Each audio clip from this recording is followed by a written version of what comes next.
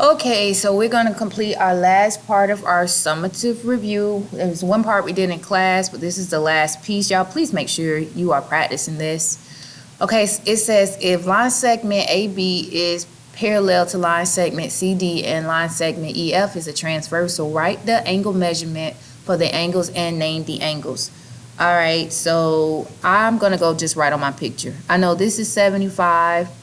I know this is going to be 75, and I know this is 75, and I'm going to go ahead and write that out.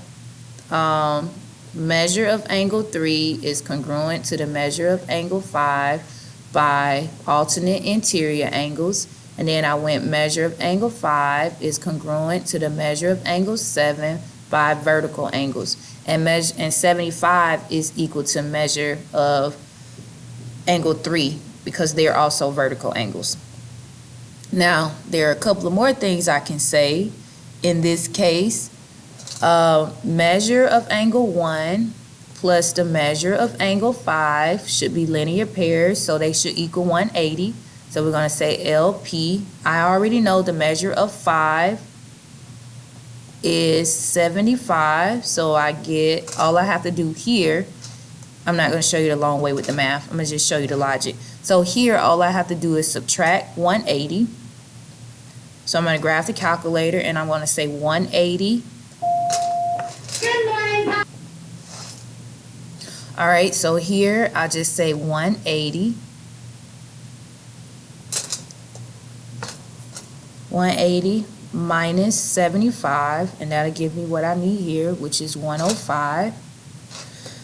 So that means the measure of angle 1 is 105.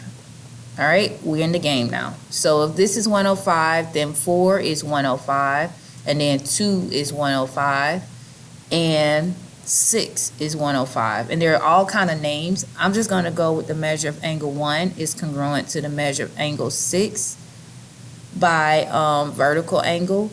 And then I'm going to say the measure of angle 6, to get a mix-up, is congruent to the measure of angle 2, and that's alternate exterior angles. The measure of angle 4 is congruent to the measure of angle 2 by vertical angles. And I think I got them all. And we're good. So I think I got them all. And I might have, yeah, I think I got them all. If I miss one, you just write them in yourself, sweeties. Okay, this is the same thing.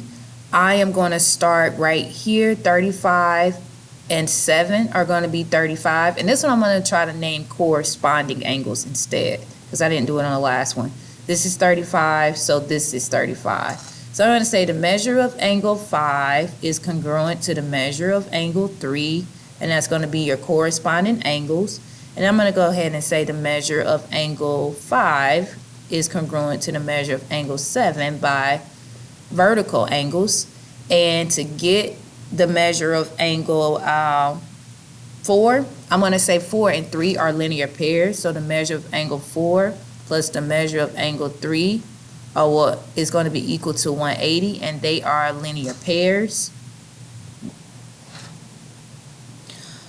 All right, so now here we get, to get the measure of angle 3, I'm just going to do 180 minus 35, and that equals 145.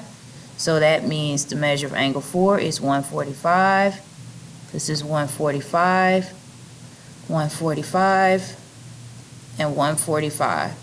So I can say the measure of angle 4 is congruent for the measure of angle 1 by alternate interior angles. And then I can say the measure of angle 1 is congruent to the measure of angle 6 by vertical angles. And if I miss one, you can just go down and write them down. So that's pretty much it for naming them. Okay, okay, let me go ahead and do it. This is 100. This is 80. This is 80. So this up here is 100. This is 80. This is 80. And this is 100. Okay, you can write your own explanations and then come ask me about them. Same thing for this one. I'll go ahead and get the angles and you can write your own explanations. I think you guys are probably pretty proficient at this by now. If not, you can always come hit me up and I will help you. So here, 180 minus 23 is 157. So that means this is 157. This one's 157, alternate exterior 157. And this is 157. Same side transversal, 180, so I'm in the game. You can write your angles out on your own. Let's keep going, and that is it. Okay. All right, see you guys tomorrow. Bye.